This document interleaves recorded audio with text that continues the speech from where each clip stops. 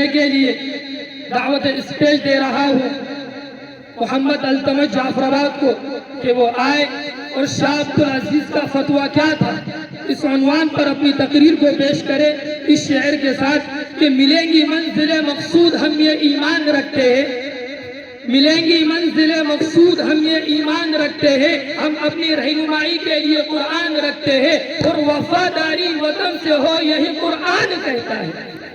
وفاداری وطن سے ہو یہی قرآن کہتا ہے، ہم اپنے دل کے ہر گوشے میں ہندوستان رکھتے ہیں۔ محمد التمش جعفر۔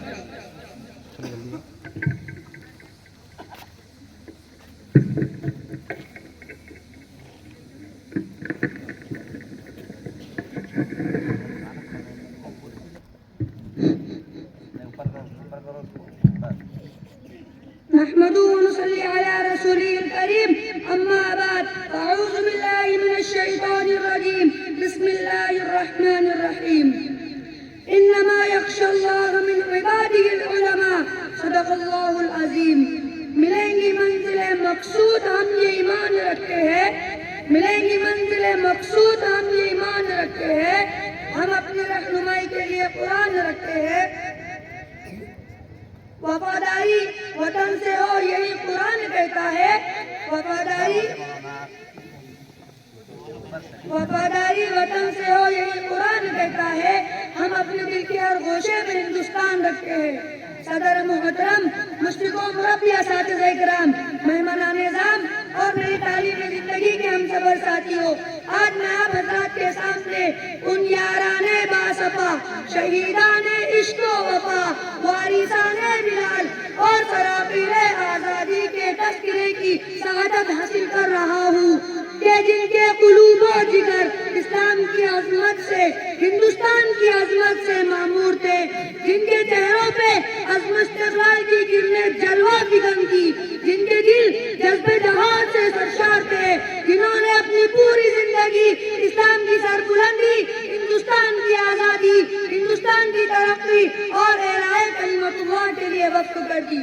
جن کی ایک تاریخ ہے، جن کی ایک داستان ہے، اسی کے ایک پہلو کو میں آپ حضرات کے سامنے اجاگر کرنا چاہتا ہوں۔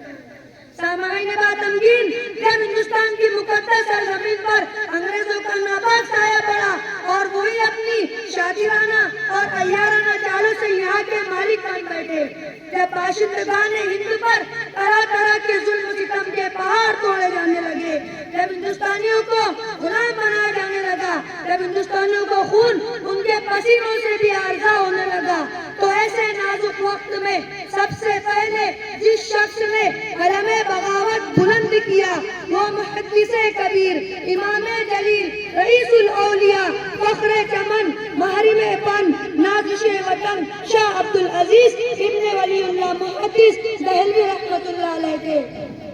یہ وہی مرد مجاہد درویش خدا ہے جس نے وقت سے بہت پہلے ہی مسلمانوں کے نصب العین کا اعلان فرمایا تھا، جہاں تک پہنچنے کے لیے دوسروں کو ابھی برس تک انتظار کرنا تھا۔ سامعین اکرام، شاہ عبدالعزیز کا فتویٰ کیا تھا؟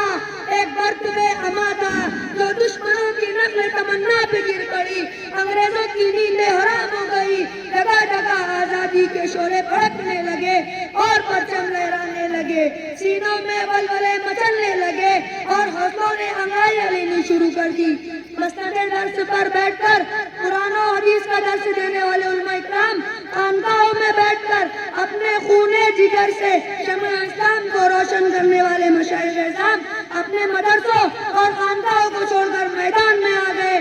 اور فرنگیوں کے خلاف اور جابروں ظالموں غدار انگریزوں کے خلاف ایک محاذ بنا کر توکل اللہ منزل کی جانب بے سر و سامانی کے عالم میں نکل پڑے اور ہندوستان کو اور ہندوستانیوں کو غلامی کی زنجیروں سے آزاد